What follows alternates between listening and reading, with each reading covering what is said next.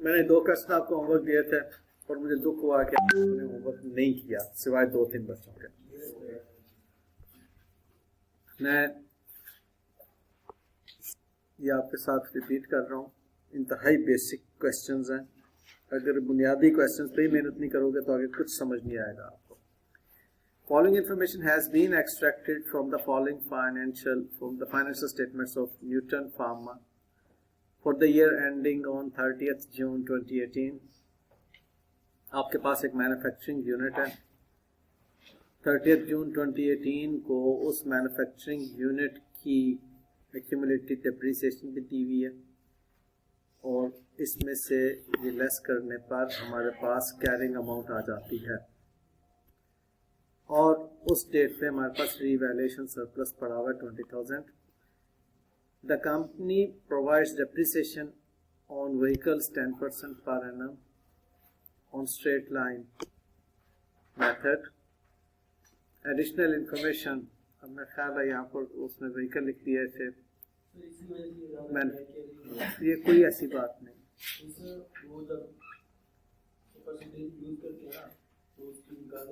कोई बात नहीं, इसको आगे तो लेके चलते हैं, आगे तो लेके चलते हैं।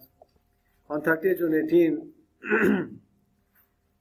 a tablet pressing machine which was acquired at a cost of 50,000 in exchange for another machine in January 16 was revalued. The revalued amount was 60,000. ठीक है जी, ये 30th जून 18 को आपने उसको रिवैल्यू किया था। और the sealing machine imported from Japan at a cost of 100,000 in July 16 is annually revalued by the company. On 30th June 18, the machine was devalued to 60,000. The revaluation surplus shows 20,000 balance in respect of revaluation of the machine. ये उस machine का revaluation surplus आपको नजर आ रहा है जो 20,000 आपके पास है। रेलेवेंट लेजर अकाउंट्स आपने बनाने हैं न्यूटन फार्मा के। टाइम सेव करने के पॉइंट ऑफ व्यू से मैं अगर इसको यहाँ पर लेकर आऊँ तो ओके, ये क्वेश्चन आप लोगों को स्क्रैच से मैं यहाँ पर लेकर आता हूँ।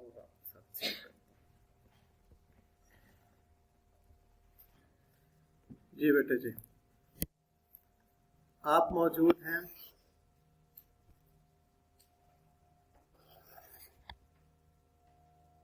हमें कह रहे relevant ledger account for the year 30th जून 2018 चाहिए। ठीक है, हमें उसमें क्लोजिंग बैलेंसेस 30th जून 2018 ही के दिए हुए हैं। ओके, तो मैन्युफैक्चरिंग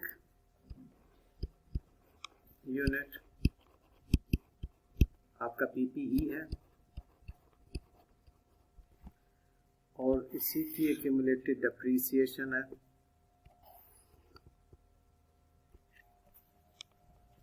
और इसी का रीवैल्यूएशन सरप्लस है।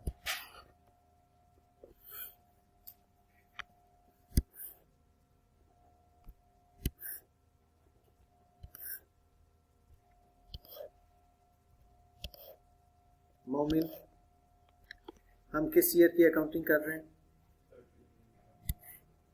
ईयर एंडिंग ऑन 30th जून 2018। तो हमें जो बैलेंसेस दिए हुए हैं वो किस डेट के दिए हुए हैं?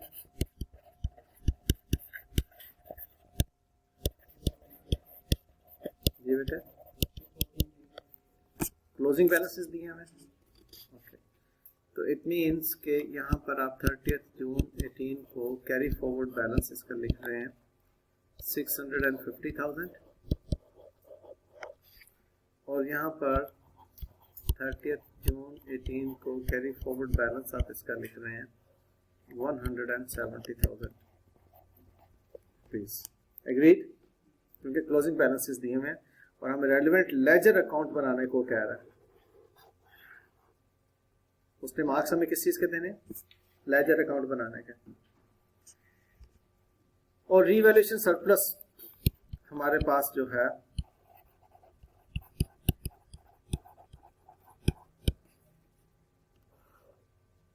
वो हमें बैलेंस 20,000 का देगा।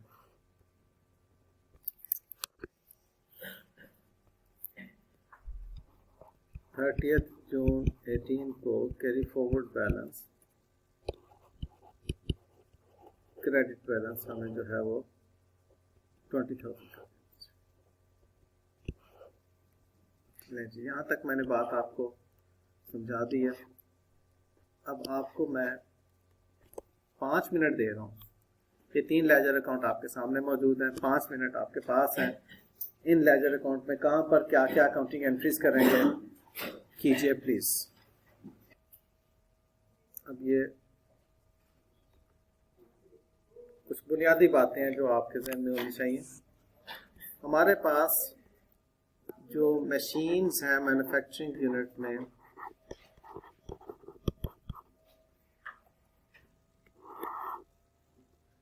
एक हमारे पास है टैबलेट प्रेसिंग मशीन,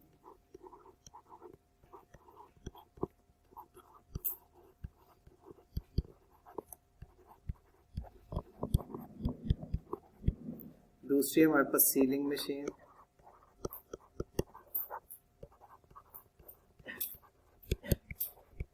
और अदर मशीन्स। अब पहले ये देख लीजिए कि टोटल मशीन्स आपके पास कितनी हैं। 6,50,000 रुपए की टोटल मशीन है। उन 6,50,000 रुपए की मशीन्स में सीलिंग मशीन आपके पास 50,000 रुपए की, टैबलेट प्रेसिंग मशीन आपने 50,000 रुपए की खरीदी थी in exchange for another machine in January 16, was revalued. The revalued amount was 60,000.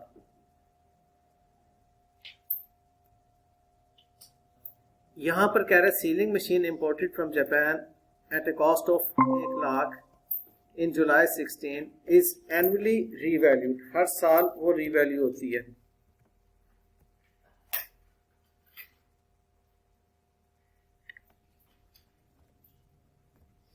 हर साल वो रीवैल्यू होती है। is annually revalued by the company on June 30th 18 the machine was devalued to 60. Sealing machine devalue हो चुकी हुई है 60 पर। The revaluation surplus 20,000 का जो आपको ऊपर नजर आ रहा है shows 20,000 balance in respect of revaluation of the machine. इस मशीन की रिवैल्यूएशन का वो सरप्लस है। इसका मतलब क्या है कि ये मशीन, सीलिंग मशीन जो है वो डीवैल्यू हो चुकी हुई है, लेकिन जो आपकी प्रेसिंग मशीन है वो रिवैल्यू नहीं हुई हुई, क्योंकि यहाँ पर ये सरप्लस का ताल्लुक उसने कहा है कि सिर्फ और सिर्फ सीलिंग मशीन के साथ।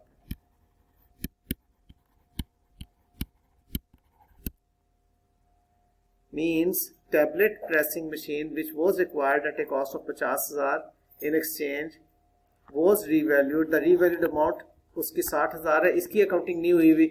अगर हुई होती तो हमें उसके रिवैल्यूएशन सरप्लस के बारे में बताया जाता और कहा जाता कि जी हो चुका हुआ है। उसने हमें वाज़ेह तौर पे कहा है कि जी 20,000 is the surplus of sealing machine. तो इसका मतलब है कि ये वाली मशीन उसकी 50,000 की ही 6,50,000 में मौजूद है। इसके बाद हमारे पास अदर मशीन्स रह जाती हैं। कितनी बनती है अमाउंट? आप 6,50,000 में से 1,10,000 लेस करें जी बेटे, 540,000।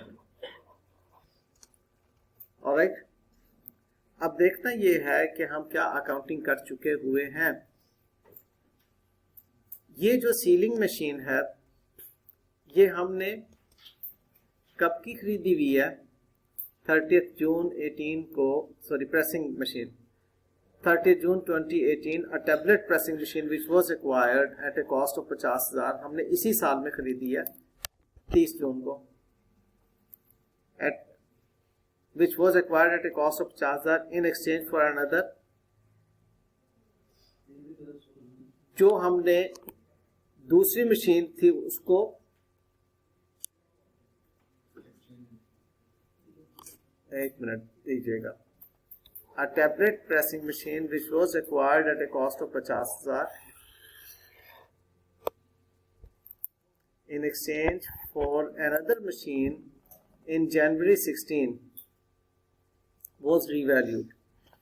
इस तारीख को वो कह रहा है वो रीवैल्यू हुई है, ठीक है, और एक्सचेंज हुई थी जनवरी 16 में।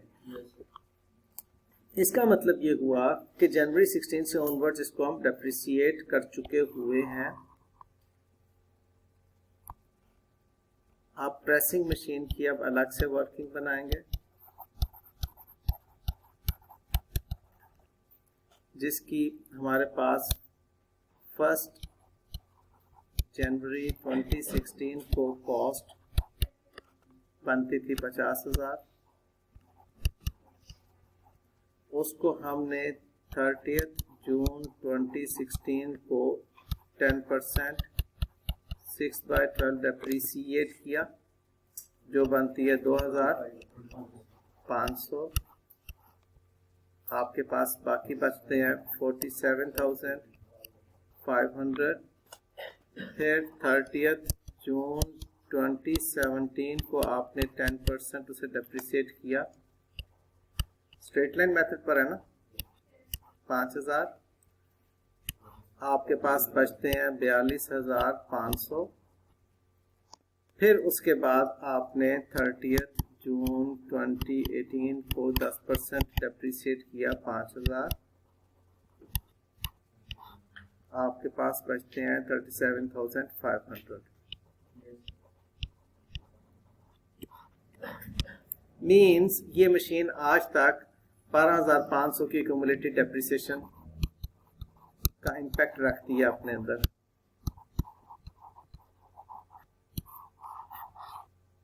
जून 2018 को मुझे बताइए कि ये फिगर समझ में आती है 12,500? ये 12,500 कैसे बना? ये 2,500, 5,000 एंड ये वाला 5,000 मिलके 12,500 की फिगर।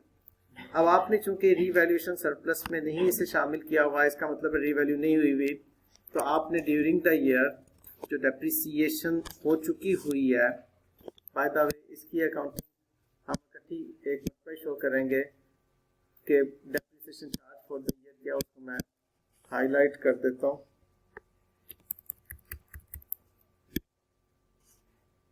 इसको मैंने एक ही मरतबा इस साल की डेप्रिसिएशन को इकट्ठा करना होगा। ये प्रेसिंग मशीन की इस साल की डेप्रिसिएशन है, लेकिन मुझे जो इस वक्त काम करना है, प्रेसिंग मशीन की 30 जून को 18 को एक्यूमुलेटेड डेप्रिसिएशन को ट्रांसफर करना है मैन्युफैक्चरिंग यूनिट पीपीई अकाउंट में 12,500। सॉरी, डेप्रिसिएशन के लिए प्रेजेंट में आ रहा था। 30 जून 2018 को पीपीई में मुझे 12,500 ट्रांसफर करना है फॉर रीवैल्यूएशन। ये 12,530 जून 18 को।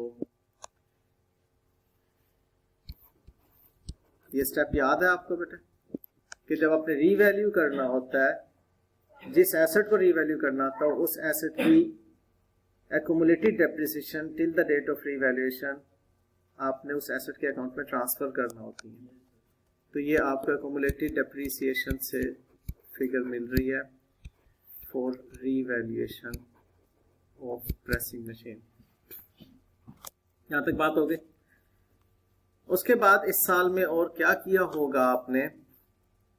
जो सीलिंग मशीन है जो आपने इंपोर्ट की थी जापान से जुलाई 2016 में, is annually revalued by the company. On 30 June 18 the machine was devalued to 60,000. The revaluation surplus shows 20,000 balance in respect of revaluation of the machine. अब यहाँ पर अब सीलिंग मशीन की वर्किंग करेंगे.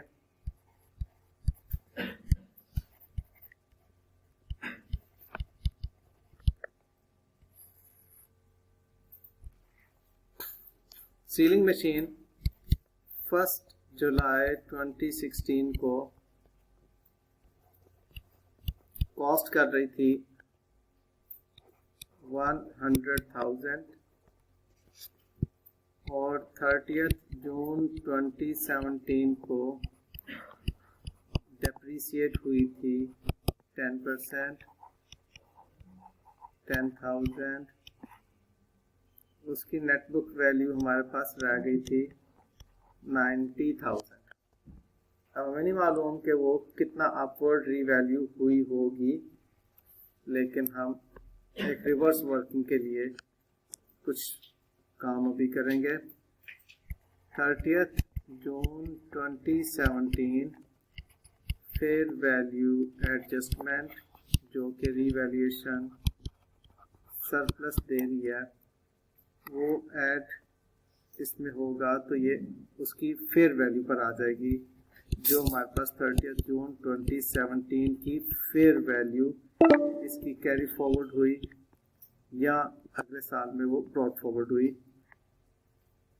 और उसके बाद क्या हुआ, हमारे पास एक मिनट पीछेगा किस चीज की. अच्छा, उसके बाद क्या हुआ जी बेटे, यहाँ पर एक और छोटी सी बात ध्यान में रखिएगा कि 20,000 जो रिवैल्यूएशन सरप्लस है वो इस साल की आपकी एक्सेस डेप्रिसिएशन को एडजस्ट करने के बाद है या वैसे है, क्योंकि एक्सेस डेप्रिसिएशन भी तो इम्पैक्ट आया होगा ना उसके अंदर. 2017 का एक्सेस डेप्रिसिएशन रिवैल्यूएशन सरप्लस में इम्पैक्ट आया होगा. यहाँ पर आप ये देखेंगे, देखो बेटे एक नहीं, जुलाई आप पूरा मंथ कर लेंगे, जब उसने डेट ना दी हो तो फुल मंथ डेप्रिसिएशन दे देंगे. ठीक, देखो बेटे यहाँ पर आप 1 जुलाई 2017 को ब्रॉड फॉरवर्ड के ऊपर बात कर रहे हैं. अब वो ब्रॉड फॉरवर्ड क्या है, आपकी यहाँ पर एक अमाउंट जो मालूम नहीं है, लेकिन हमें ये मालूम है कि 30 जून 18 को आपने रिटेन्ड अर्निंग में एक फिगर ट्रांसफर की होगी. अब ये वो बात है, अगर उसने ख्याल नहीं रखा तो गलत किया. हमें बहरहाल इसको ख्याल रखना चाहिए, अदरवाइज यहाँ पर वो 18,000 लिखता और वो बोल देता, लेकिन मैं ये अज्यूम कर रहा हूँ कि 90% है, 10% डेप्रिशिएट हो चुकी हुई है. ठीक है, और वो डीवैल्यूड, और इसमें ये 60,000 पर डीवैल्यू होने के बाद इसकी जो है 60,000 तक डीवैल्यू होने के बाद उसका revaluation surplus shows 20,000 balance in respect of the revaluation of the machine. अब इसमें दूसरी बात क्या आपने ये देखनी है जो कि मुझे समझ आ रही है कि इसमें डीवैल्यूएशन का इम्पैक्ट भी आ चुका हुआ है. ठीक है, 2 इम्पैक्ट आ चुके हुए हैं इसमें. एक रिटेन प्रॉफिट का इम्पैक्ट इसमें आ चुका हुआ है जो कि एक्सेस डेप्रिसिएशन का इम्पैक्ट बनता है. ये एक्सेस डेप्रिसिएशन या इंक्रीमेंटल डेप्रिसिएशन, जिन बच्चों ने पिछला लेक्चर पढ़ा और घर में वक्त ज़ाया नहीं किया 2 दिन 3 दिन, उनको बातें मेरे अल्फाज समझ आ रहे होंगे. जिन्होंने वक्त ज़ाया कि उनको मेरे अल्फाज भी समझ नहीं आ रहे होंगे, उनको ज़हन में कुछ भी नहीं रहा होगा कि मैं क्या बोल रहा हूँ. यहाँ पर आके मेरी तवानाइयाँ ज़ाया हो रही हैं, मेहनत ज़ाया हो रही है और आप लोगों की समझ. अच्छा जी, ये एक्सेस डेप्रीसिएशन की वजह से एक इम्पैक्ट है. और 30 जून 18 को ही हमारा डाउनवर्ड रिवैल्यूएशन यानी कि जो रिवैल्यूएशन लॉस है उसका भी एक इम्पैक्ट आने के बाद 20,000 हमारे पास आया. तो इसका मतलब है कि हमारे पास ब्रॉड फॉरवर्ड बैलेंस इससे कहीं ज्यादा था जो कि बिल्कुल हिडन है. ये फ्लो समझ में आता है? अगर फ्लो नहीं समझ आ रहा तो मैं रिपीट करता हूँ. देखो इस क्वेश्चन में उसने हमें नहीं बताया हुआ कि ये अकाउंटिंग एंट्रीज ये इनकॉर्पोरेट हो चुकी है कि नहीं। हम अब उसको अपनी समझ के साथ आगे लेके चल रहे हैं। मैंने यहाँ पर क्यों कहा कि ये रीवैल्यूएशन की अकाउंटिंग नहीं हुई होगी, क्योंकि उसने यहाँ पर ये इशारा दिया कि 20,000 सारा का सारा जो है वो सीलिंग मशीन का 20,000 है। इट मीन्स कि सीलिंग मशीन से मुतल्लक रीवैल्यूएशन सरप्लस जो है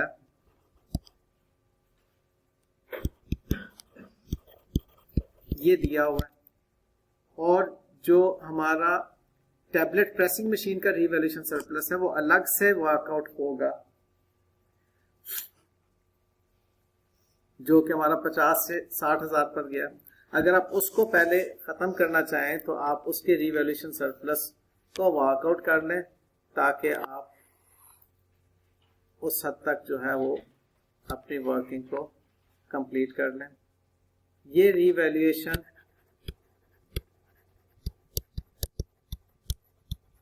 सरप्लस किसका है?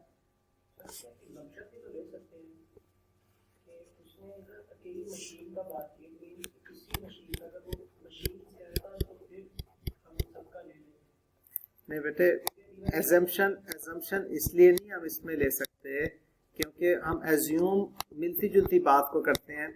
उसने यहाँ पर सीलिंग मशीन की हेडिंग देकर इसे कहा है कि above revaluation surplus shows 20,000 balance in respect of the revaluation of the machine, machines नहीं कहा।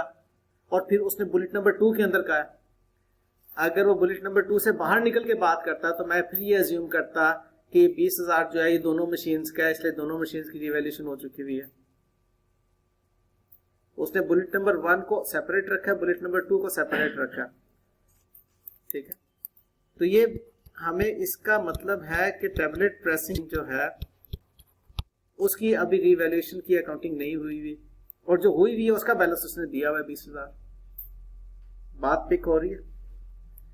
तो हमें वो 20,000 को सेपरेट रखते हुए इस 37,000 को उठाना है, 60,000 तक लेकर जाना है।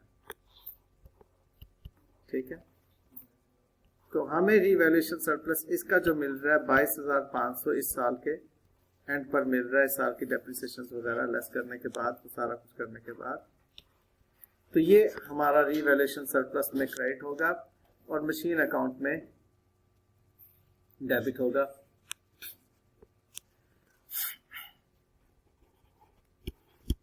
जून 18 को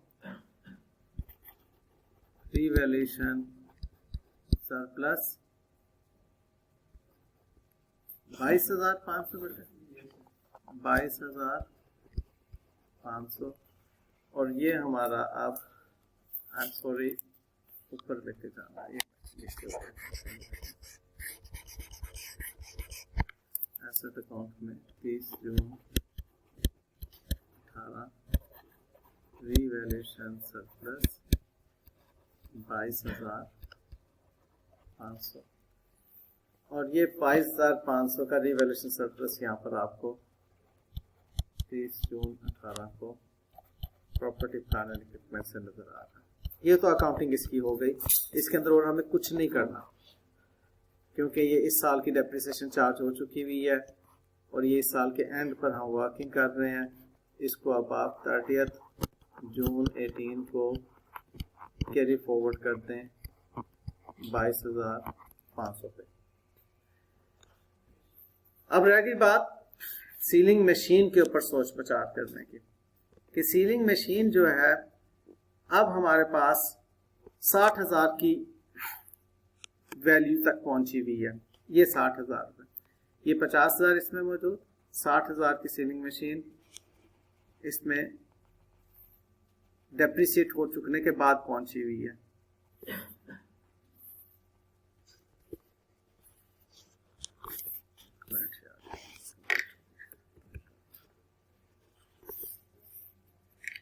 मैं आपको यहाँ पर एक और छोटा सा मशवरा दूंगा कि आप जो काम मजीद बगैर सोचे समझे हो सकता है वो अदर मशीन्स की डेप्रिसिएशन है, डेप्रिसिएशन ऑफ अदर मशीन्स। वो 540,000 का 10%, क्योंकि उसकी कॉस्ट है, ये बनती है 54,000 की डेप्रीसिएशन। अब आपके पास दो डेप्रीसिएशंस आ गई फॉर द ईयर, एक 5,000 और 54,000, ऐसा ही है। जब ये दो डेप्रीसिएशन आपके पास आ गई, तीसरी डेप्रीसिएशन को हम बैलेंस शीट फिगर के तौर पर ले सकते हैं। हमें यहाँ पर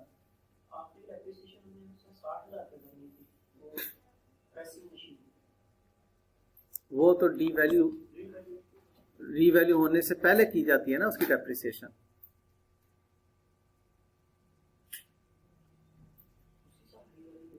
देखो बेटे, आपने ये 60,000 की जो सीलिंग मशीन है, ये आपको किस तारीख का बैलेंस है? 60,000 का 30 जून का बैलेंस है 60,000 का। इसका मतलब है कि वो डेप्रिसिएट हो चुकने के बाद 60,000 की बनी है। अब इस पर फर्दर कोई डेप्रिसिएशन नहीं होगी। इसकी जितनी भी क्यूमुलेटिव डेप्रिसिएशन हैं have been transferred to the machine account. ठीक है, अब वो हमें देखना ये है कि उसकी कितनी क्यूमुलेटिव डेप्रिसिएशन हैं which have been transferred to the machine account. इस बात को फॉलो कर रहे हो? अच्छा, अब ये 1,70,000 जो है, इसके बारे में आप बताइए कि ये 1,70,000 में कौन कौन सी डिप्रीसिएशन शामिल होंगी।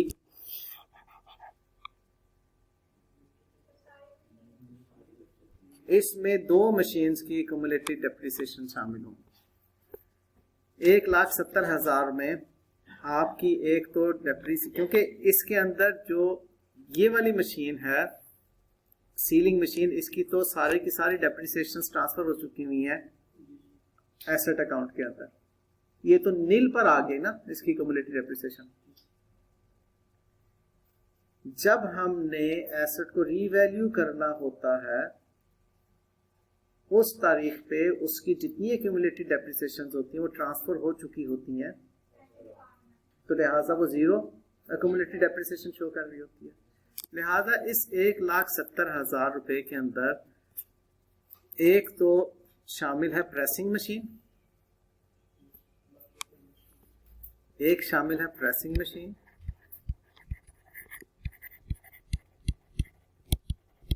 और दूसरी डेप्रिसिएशन शामिल है अदर मशीन्स की। अब प्रेसिंग मशीन की डेप्रिसिएशन पिछले सालों से अब तक की, क्योंकि प्रेसिंग मशीन को हम जो डेप्रिसिएट कर रहे थे, अब यहां पर आके हमने उसको वहां पर ट्रांसफर किया ना, 12,500 वो ट्रांसफर कर चुके हैं, तो प्रेसिंग मशीन भी ट्रांसफर हो चुकी हुई है। ये 12,500 ये सारी की सारी जो है वो कौन सी मशीन्स हैं? अदर मशीन्स हैं। सॉरी यार, मेरा कंप्यूटर तंग कर रहा है, बस और कुछ नहीं।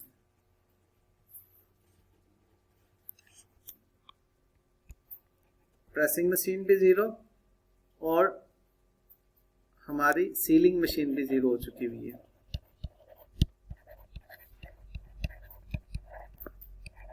इसका मतलब सारी की सारी जो है 1,70,000 अदर मशीन्स की डेप्रिसिएशन है। फॉलोड। अब ये जो अदर मशीन्स की depreciation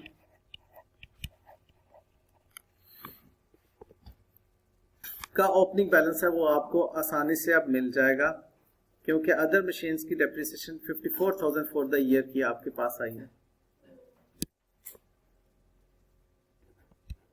depreciation charge for the year आपके पास 3 चार्ज आने हैं यहां पर, एक सीलिंग का, एक प्रेसिंग का और अदर्स का। अदर्स का आपके पास है 54,000,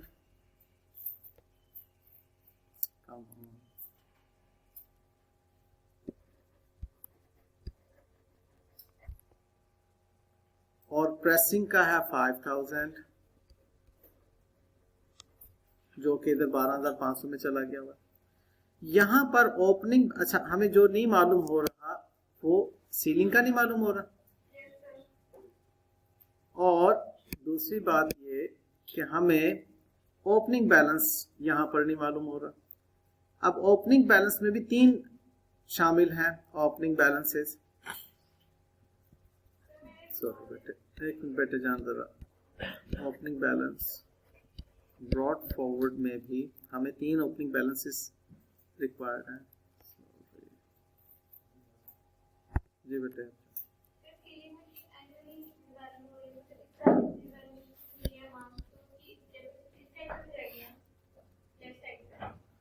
बेटे वो एक्सेस डेप्रिसिएशन जाएगी उसकी, और उसकी मतलब फॉर द ईयर सारी की सारी उसको नील करने के लिए भी जाएगी, बिल्कुल जाएगी। मैं उसकी तरफ आ रहा हूँ ना।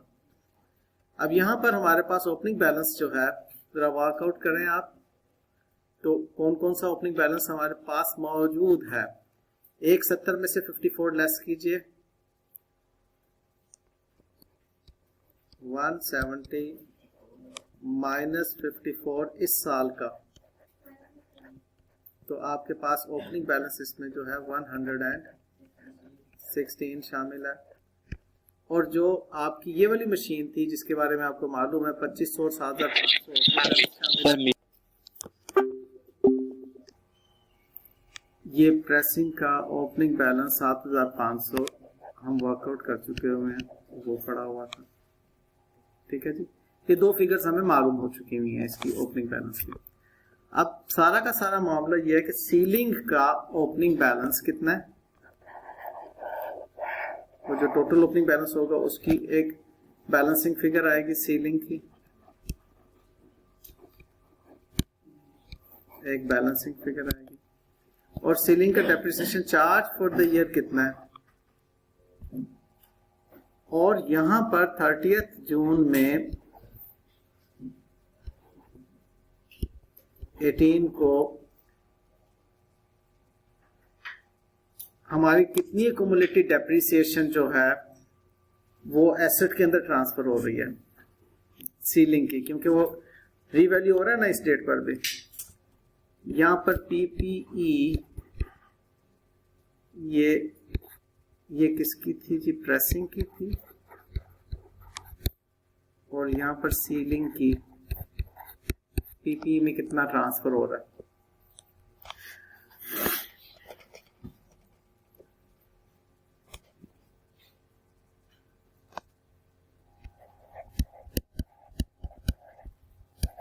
accumulated depreciation है।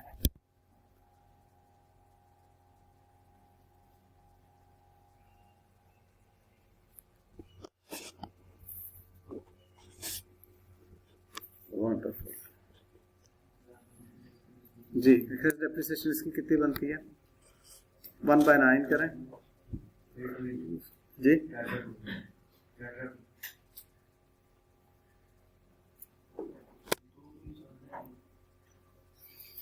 नहीं, इसमें 2 चीजें हैं, इसमें रिवर्सल लॉस भी माइनस हो चुका होगा। ये 2 बातों के बाद ये 20,000 आया सिर्फ, इसको आप ये नहीं कहेंगे कि इसमें डेप्रिसिएशन लेस हुई है, ये 2 लेस होने के बाद ये फिगर आई है। ये फिगर जो 20,000 की बन रही है ये 2 इंफॉर्मेशन के लेस होने के बाद है।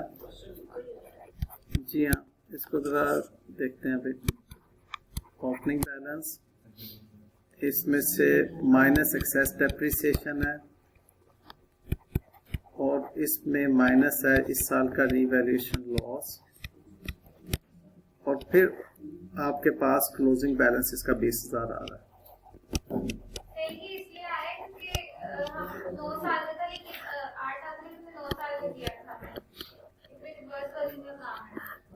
जी बेटे, 2 चीजें जंप करनी है ना हमने।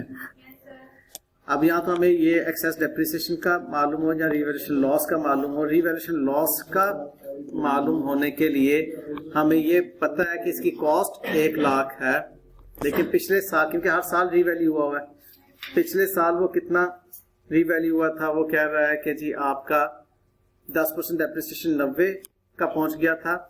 अब वो एडजस्टमेंट या तो हम ये एज्यूम कर लें, अगर हम ये एज्यूम कर लें कि उसने एक्सेस डेप्रिसिएशन के साथ नहीं खेला हुआ, एक्सेस डेप्रिसिएशन अभी अकाउंट फॉर नहीं हुई हुई, तब तो सवाल सीधा सीधा चल पड़ेगा, क्योंकि फिर मैं क्या करूंगा, फिर जो यहाँ पर 1,10,000 उसका अमाउंट आ जाएगी कि जी ये 1,10,000 पे था, तब तो चल पड़ेगा। लेकिन मैं इसको इसलिए नहीं लेना चाह रहा क्योंकि बहरहाल अगर असूल की बात करें तो एक्सेस डेप्रिसिएशन उसमें से इम्पैक्ट लिया हुआ होना चाहिए। ठीक है, हाँ, तो इसको जरा देख लेते हैं कि जी किस तरह से इंफॉर्मेशन मिसिंग तो नहीं है। बेटे आप इसको जरा वर्कआउट करें, ठीक है, सॉल्यूशन मैंने आपके साथ शेयर कर दिया। इस सॉल्यूशन को आप कोशिश करें, अगर आपको नहीं समझ आता तो फिर मैं आपको नेक्स्ट क्लास के अंदर फर्दर इसके ऊपर बातचीत कर दूंगा। ठीक है जी, तो इस क्वेश्चन को तो मैंने आपके साथ यहाँ पे शेयर कर दिया। नेक्स्ट क्वेश्चन जो आपको मैंने होमवर्क में दिया था उसको भी अगर मैं थोड़ा सा डिस्कस कर लूं, इसमें